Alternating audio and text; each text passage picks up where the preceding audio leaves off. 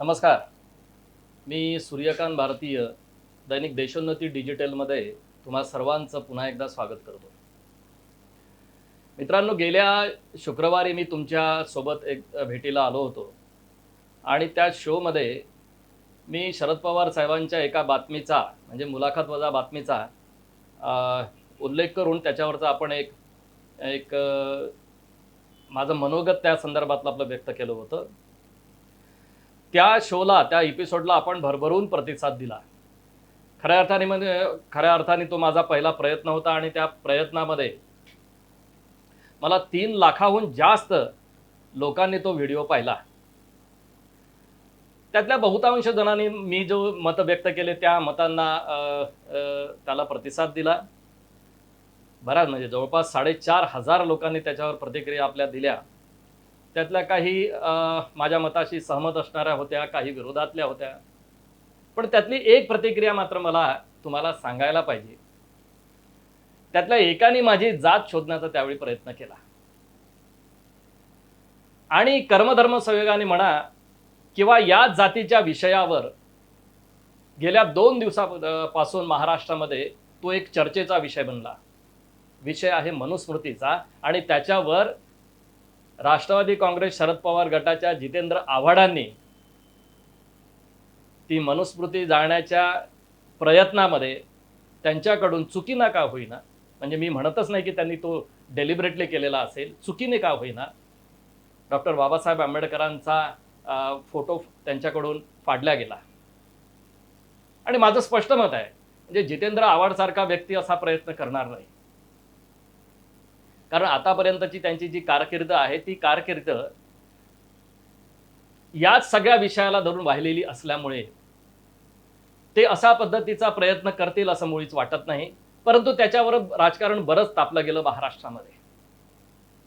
आणि ज्यावेळी ह्याचं राजकारण तापायला लागलं, मित्रांनो, मला पत्रकारितेमध्ये आता 30 वर्ष होत आहे आणि या 30 वर्षाच्या पत्रकारितेमध्ये अशा पद्धतीच्या सामाजिक आणि जातीयवादाच्या राजकारणामुळे म्हणा किंवा विषयांमुळे म्हणा, एक प्रकारे महाराष्ट्रामध्ये वेदना निर्माण होणारं चित्र अनेक वर्षापूर्वी ते अनुभवलेलं आहे. काही काळामध्ये ते होतच असतं आणि मनुस्मृतीच्या निमित्ताने परत एकदा त्या विषयाला उकळी फुटते की काय असं वाटायला लागलं. हे खरं म्हणजे वेदनादायी आहे. म्हणजे जो विषय महाराष्ट्राने म्हणजे स्वतंत्र महाराष्ट्राने पूर्णपणे अव्हेरला आहे, त्या मनुस्मृतीला शालेय शिक्षणामध्ये, म्हणजे छगन भुजबळ असं म्हणाले, मला तो काय श्लोक त्यांनी कुठल्या पद्धतीने घेतलेला आहे, शालेय शिक्षणामध्ये त्याचा अंतर्भाव, ते एका श्लोकाचा अंतर्भाव, त्याला त्यांनी चंचू प्रवेश अशी बिरुदावली छगन भुजबळ साहेबांनी दिली. आणि त्यांनी त्याला म्हटलंही आहे की हा चंचू प्रवेश कशासाठी. आणि माझंही हेच मत आहे की जो विषय संपूर्णपणे कालबाह्य झालेला आहे त्या विषयाला परत एकदा महाराष्ट्रामध्ये पुढे करण्याचं कारण काय. म्हणजे मी तर एका बाजूने असं म्हणेल की जी अशा पद्धतीची विचार करणारी, जी बौद्धिक क्षमता स्वतःकडे साठवून ठेवलेली मंडळी आहे, मी एका पद्धतीने त्याला ठेकेदार असं म्हणतो, त्या लोकांना या समाजाचं, या देशाचं करायचं काय आहे. म्हणजे अनेक वर्ष, म्हणजे डॉक्टर बाबासाहेब आंबेडकरांपासून, गाडगे महाराजांपासून, संत तुकडोजी महाराजांपासून किंवा महाराष्ट्राच्या संत परंपरेमध्ये, म्हणजे ते संत ज्ञानेश्वर असो, तुकोबाराय असो, नामदेव महाराज असो, कान्होपात्रा असो, संत चोखामेळा असो, गोरा कुंभार असो, या सगळ्यांनी जातीभेद निर्मूलनासाठी काम केलेलं त्यांच्या आपल्या चरित्रामधून आणि त्यांच्या अभंगातून आपल्याला दिसून येतं. मग अशा पद्धतीने महाराष्ट्राचा विचार, आणि जो सर्वमान्य आहे, वारकऱ्यांनी त्याला रुजवलेला आहे, 18 पगड जातीचं संघटन वारकऱ्यांच्या निमित्ताने निर्माण केलेलं आहे. अशा महाराष्ट्रामध्ये पुन्हा एकदा मनुस्मृतीच्या निमित्ताने महाराष्ट्रामध्ये जातीवाद निर्माण करण्याचा प्रयत्न एक प्रकारे केला जातोय काय, अशी शंका येणारी ही बाब आहे. ही माणसं जिथे जिथे असतील तिथे तिथे या माणसांना काढून टाकलं पाहिजे. गेली 2000 वर्ष ज्या माणसाने हिंदू समाजाचा एक घटक असलेला आणि हिंदू समाजासोबत त्याच्या सुखदुःखामध्ये कायम सामील असलेला, त्याच्यावर प्रचंड प्रमाणामध्ये वागणुकीतून, असहिष्णू वागणुकीतून आपल्याच एका समाज घटकाने किंवा आपल्या समाजातल्या बहुतांश लोकांनी त्या समाजावर अन्याय केला. अरे काय अन्यायाची परिसीमा गाठली असावी. रस्त्याने जाताना पावलं पडू नयेत म्हणून त्याची पावलं मिटवत न्यायची, म्हणजे कमरेला फडे बांधायचे म्हणजे पावलं आपले मातीवर उमटणार नाही. गावकुसा बाहेर राहायचं, थुंकी आली तर मडके गळ्यात बांधायची. अरे केवढी ही अस्पृश्यता. अरे घरामध्ये अंगणामध्ये बसणाऱ्यांची व्यवस्था निराळी, अंगणामध्ये प्रवेश असणाऱ्यांची व्यवस्था निराळी, वरांड्यामध्ये कोण येणार, बैठकीमध्ये कोण येणार, स्वयंपाकघरात कोण येणार, अशी वेगवेगळी कॅटेगरी ठरवलेली इतकी अपमानास्पद वागणूक. पाण्याला शिवायचं नाही, विहिरीला शिवायचं नाही, विहिरीवरून पाणी भरायचं नाही. काय अवस्था असेल समाजाची. ज्या मनुस्मृतीमुळे ही वर्ण व्यवस्था निर्माण झाली त्याला परत आणायचा विचार आहे का. जाती व्यवस्था ही संपलेली आहे, जात संपलेली नाहीये. पण आज जात व्यवस्थेमध्ये कोणीही आपल्याला आलेलं दिसत नाही. ब्राह्मण समाजामध्ये जन्माला आलेला असेल तो आता ब्राह्मण समाजाच्या व्यवस्थेमध्ये पूर्णपणे गुरफटलेला असं नाही, किंवा तथाकथित ज्याला आपण दलित म्हणून संबोधतो अशी ही माणसं सुद्धा आता आपल्या व्यवस्थेमध्ये नाहीये. पण मनातली जात नाही, ती गेली पाहिजे. प्रगत भारतासाठी, प्रगत राष्ट्रासाठी ही बाब आपल्यासाठी शरमेची आहे. आणि ज्या ज्या गोष्टीमुळे ही जात व्यवस्था, ह्या जातीबद्दल भेदाभेद ज्या ज्या कारणामुळे निर्माण होतो ती कारणं संपवली पाहिजेत. ही कारणं संपवण्यासाठी काय प्रयत्न आपण करतो. ही जाती भेदाभेद, समाजामधील भेदाभेद जो निर्माण झालेला जातीच्या संबंधामध्ये तो बंद करण्यासाठी म्हणून काय प्रयत्न झाले. जितेंद्र आव्हाडांना माझं आव्हान आहे, तुमची महाराष्ट्रामध्ये ओळख काय. समाजामध्ये जातीमध्ये भेदाभेद जो निर्माण होतो त्याला दूर करणारी अशी आपली ओळख आहे का. हा प्रश्न तुम्ही स्वतःला विचारला पाहिजे जितेंद्र आव्हाड.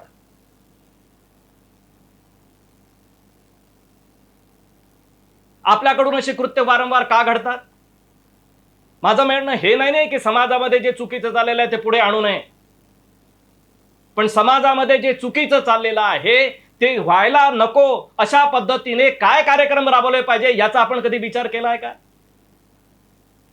उलट आपल्या प्रयत्नांमुळे समाजामध्ये भेदाभेद निर्माण होतो असा मला थेट म्हणायचं आहे. जितेंद्र आव्हाड साहेब, तुम्ही चळवळीत काम केलेले आहे, सामाजिक चळवळीत काम केलेले माणसं आहात आपण. राजकारणात आपण नंतर आलात, पण ह्या समाजामध्ये जातीमध्ये भेद निर्माण केल्याशिवाय तुमची राजकारणाची पोळी भाजल्या जात नाही असं म्हटलं तर त्याच्यामध्ये चुकीचं काय ठरतंय. किती आतताईपणा केला. हा विषय सरकार सोबत बसून एकमेकांच्या अक्रॉस द टेबल बसून सोडवता आला असता. ती कोण माणसं आहेत की जी माणसं या महाराष्ट्राचं उत्तम चाललेलं वातावरण बिघडवू इच्छितात. त्या माणसांना आपल्याला समोर धरता आलं असतं, सरकारसोबत बसवता आलं असतं, सरकारसोबत तुम्हाला बसता आलं असतं, आपला विषय मांडता आला असता जो छगन भुजबळांनी केला. कौतुक आहे मला छगन भुजबळांचं. त्यांनी म्हटलं की मंत्रिमंडळाच्या बैठकीमध्ये मी याचा विषय करणार आहे आणि हा विषय शालेय शिक्षणामध्ये कधीही यायला नको. काय गरज आहे. त्यांनी म्हटलं ना ज्ञानेश्वर संपलेत का. तुकाराम संपलेत का? नामदेव महाराज संपलेत का? आणि माझं उलट तर हे म्हणणं आहे, म्हणजे आम्ही आमच्या शालेय शिक्षणामध्ये the failure of Pythagoras theorem हे शिकलो आहे. एखादी थेअरी कशी चुकीची ठरली हे आम्ही गणितामध्ये शिकलेलो आहे. आणि जर मनुस्मृतीचा एवढाच कळवळा जर आलेला असेल या शिक्षण क्षेत्रामध्ये काही जे धुरंधर बसलेले आहेत त्यांना, तर फेल्युअर ऑफ मनुस्मृती नावाचा विषय ठेवा आणि तो रिसर्चला ठेवा. शालेय शिक्षणात कशाला आणता?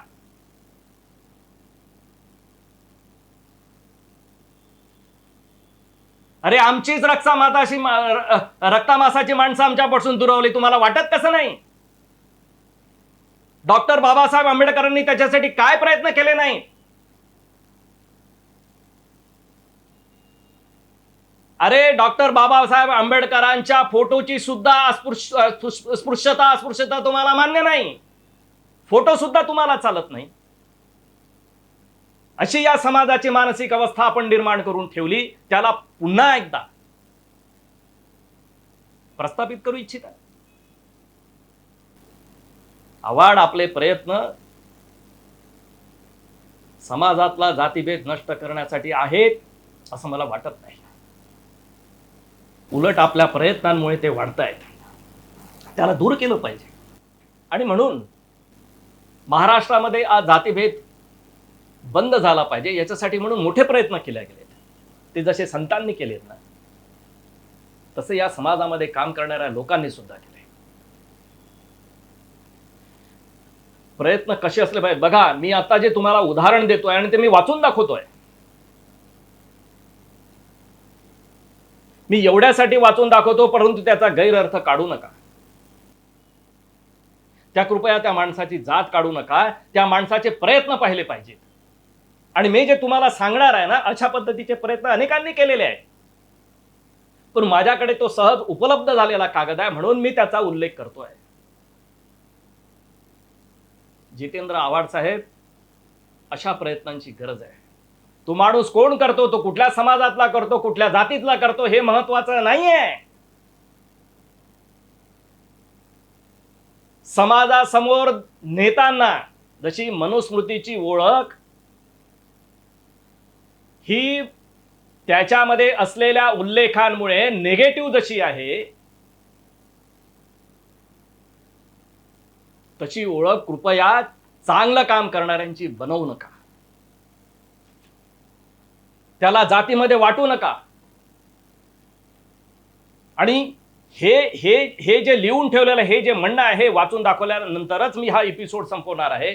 तो सगळ्यांनी सगळ्या प्रेक्षकांनी तो बघितला पाहिजे आणि त्याच्यावर विचार केला पाहिजे. विशेषतः राजकारण्यांनी विचार केला पाहिजे, भाजपवाल्यांनी विचार केला पाहिजे. जितेंद्र आव्हाडांच्या क्रियेला प्रतिक्रिया देत असताना तुम्ही जे महाराष्ट्रभर जो काय त्याला हैदोस म्हणणार नाही, पण जे केलेलं आहे ना, ते तुमच्यासारख्या तुम्ही स्वतःला सभ्य म्हणवताना, उत्तम राजकारणी म्हणवताना तुम्हाला सुद्धा शोभलेलं नाही. म्हणजे तुम्हाला असं म्हणायचं आहे का की जितेंद्र आव्हाडांनी हे मुद्दाम केलेलं आहे? ज्या ज्या लोकांनी याचा ठिकठिकाणी निषेध करण्याचा प्रयत्न केला, तो राजकीय निषेध जो केलेला आहे तो सुद्धा निषेधार्ह आहे.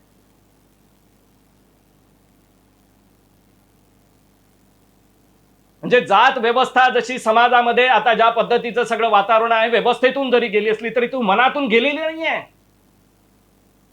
तशी ती भाजपाच्या कार्यकर्त्यांच्या मनातून सुद्धा गेली नाही, म्हणूनच तुम्ही खाली बाहेर पडले. जितेंद्र आव्हाडांच्या मनामध्ये काय होतं? डॉक्टर बाबासाहेब आंबेडकरांचा फोटो फाडणं हे जितेंद्र आव्हाडांच्या मनात होतं असं म्हणायचं आहे का तुम्हाला? अरे एवढी मनाची दानं सुद्धा भाजपवाले तुम्ही लोक दाखवू शकले नाही. अत्यंत वाईट वाटतं. या विषयाला तुम्ही राजकारणाचा विषय बनवला. हो, जितेंद्र आव्हाडांनी तो राजकारणाचा विषय बनवला. तुम्ही कशाला बळी पडलेत त्याच्यामध्ये? जी भूमिका छगन भुजबळांना घेता आली ती भूमिका भाजपवाल्यांना का घेता आली नाही? धर्मपाल मेश्राम भाजपचे, तुम्हाला म्हणायचं आहे मला, जी भूमिका बाळासाहेब आंबेडकरांनी घेतली ती भूमिका तुम्हाला का घेता आली नाही भाजपवाल्यांना? तुमच्या या सगळ्या कृत्यामुळे हा वाद वाढणार आहे का कमी होणार आहे? तुम्ही आग लावणाऱ्यांमध्ये आहे की विझवणाऱ्यांमध्ये आहे? आणि विशेषतः भाजपवाल्यांना मी सांगतो आणि जितेंद्र आव्हाडांना तुम्ही मुद्दाम सांगतो की सावरकरांचं हे पूर्ण ब्राह्मणांना उद्देशून केलेलं त्यांचं जे भाषण आहे, थोडा आहे. पतित पावन मंदिर त्यांनी रत्नागिरीमध्ये जे उभारलेलं होतं, भागोजी किरांनी समाजामधले असलेले दलित, पीडित, पतित ज्या लोकांना मंदिरामध्ये जाण्याचा अधिकार नव्हता, ईश्वराचं दर्शन घेण्याचा अधिकार नव्हता, तो किरांना सुद्धा नव्हता. शेठ होते, धनवान होते, त्यांना सुद्धा नव्हता. भंडारी समाजाचे होते ते. म्हणून त्यांनी हे लोक मला जाऊ देत नाही मंदिरा म्हणून स्वतःसाठी शिवमंदिर बांधलेलं होतं. आणि ते सावरकरांना सांगायला गेले की हे लोक मला येऊ देत नाहीत म्हणून मी मंदिर बांधलंय शिवाचं. आणि सावरकरांनी, आणि त्याच वेळेसमध्ये विठ्ठल मंदिर सत्याग्रहाचा विषय सुरू होता आणि सावरकरांनी किरांना असं सांगितलं की तुम्ही धनाढ्य आहे, तुमच्याकडे पैसा आहे, एक पतित लोकांसाठी पतित पावन मंदिर बांधा. ते लक्ष्मीनारायणाचं मंदिर होतं. किरांनी ते मान्य केलं, ते मंदिर बांधलं. 1931 ची गोष्ट आहे. फेब्रुवारी 1931चा फेब्रुवारी महिना. त्या महिन्यामध्ये प्राण प्रतिष्ठा करायची होती. त्या सोहळ्याला काशीवरून ब्राह्मण बोलवले. त्या काशीवरून ब्राह्मण बोलावल्यानंतर आम्ही दलितांना, आणि ती जी पूजा करायची आहे ती वेदोक्त मंत्राने करायची असं सावरकरांनी त्यांना सांगितलं. त्या काशीतल्या ब्राह्मणांनी काय सांगितलं माहिती आहे? दलितांना वेद पठणाचा अधिकार नाही, त्यामुळे वेदोक्त मंत्रांनी आम्ही प्राणप्रतिष्ठा करणार नाही, पुराणोक्त मंत्रांनी करणार. शाहू महाराजांच्या बाबतीमध्ये हेच होतं. तो विषय वेगळा आहे.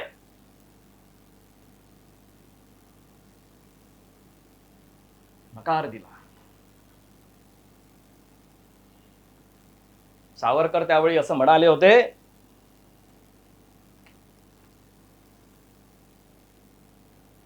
आयत्या वेळेला शूद्राला वेदोक्ताचा अधिकार नाही, त्यामुळे विधी पुराणोक्त पद्धतीने करू असं सांगून काशीच्या ब्राह्मणांनी अडचणीचा प्रसंग उभा केला होता. स्वातंत्र्यवीर सावरकरांना हे मान्य नव्हते. मुहूर्त टळेल त्यामुळे पुराणोक्त पद्धतीने विधी करू असा प्रस्ताव किरान पुढे मांडला गेला. तो स्वातंत्र्यवीर सावरकरांनी अमान्य केला. काय म्हणाले स्वातंत्र्यवीर सावरकर? किराणाचं म्हणाले ते की शेठजी, देऊळ आपले, धनी आपण, त्यामुळे समारंभ आपण करालच, पण प्रत्येक हिंदूस वेदोक्ताचा अधिकार आहे. मग तो महार असो की महाराज, या तत्वास आपण सोडाल तर मलाही सोडल्यासारखे होईल असं किराणा म्हणाले. जुनी देवळे थोडी नाहीत, नवीन तत्वाचे अधिष्ठान म्हणून हे नवीन देऊळ हवे होते. पतित पावन मंदिराची मी गोष्ट करतोय. ते साधत नसेल तर आपण मलाही सोडावे. भागोजी शेठला सावरकर असं म्हणतायत, पण आपण जर तत्वा सोडणार नसाल तर याही परिस्थितीत समारंभ मी पार पाडीन, पण आमच्या नव्या अखिल हिंदू स्मृतीच्या आधारे. आणि काशीच्या ब्राह्मणांना उद्देशून काय म्हणाले ते इथे सगळ्यांनी लक्षात घेण्यासारखं आहे. जितेंद्र आव्हाड समाजामधला भेद निर्माण करण्यासाठी काय प्रयत्नांची गरज असते ते सावरकरांच्या या विषयावरून आपण समजून घेतलं पाहिजे. तुम्ही मंडळींनी वेदोक्त विधी, हे ते काशीच्या ब्राह्मणांना सांगतात, तुम्ही मंडळींनी वेदोक्त विधी करू म्हणून मान्य केल्याचे पत्री आम्हाला कळविले. मी माझ्या पत्रात वेदोक्ताचा अर्थ स्पष्ट कळवला होता. त्यावर आक्षेप न घेता आपण काशीसारख्या अंतरावरून इथं आलात. मला जन्माने ब्राह्मण तो पुरोहित हे तत्वही मान्य नाही, पण कीर शेठजींची इच्छा ब्राह्मण हवेत म्हणून अडलो. पण आपण जर आता नाकाराल तर आजचा मुहूर्त टळून कार्य रद्द होईल असे जर कोणी समजून अडवू म्हणत असेल तर हे कदापि घडणार नाही. हा जो इथे मराठा, महार, चांभार, भंडारी, ब्राह्मण, भंगी अखिल हिंदू समाज दाटलेला आहे, त्या शतावधी धर्म बांधवांसह आम्ही ही देवमूर्ती अनंत हस्ती उचलून जय देवा असे म्हणून गर्जून स्थापणार. हाच आमचा विधी. हिंदू धर्म की जय असे हजारो कंठातून निघणारे जयघोष हाच आमचा वेदघोष. आणि भावो ही विद्यते देवाहा हाच आमचा शास्त्राधार. पण तरीही काशीच्या पंडितांनी विधी केला नाही.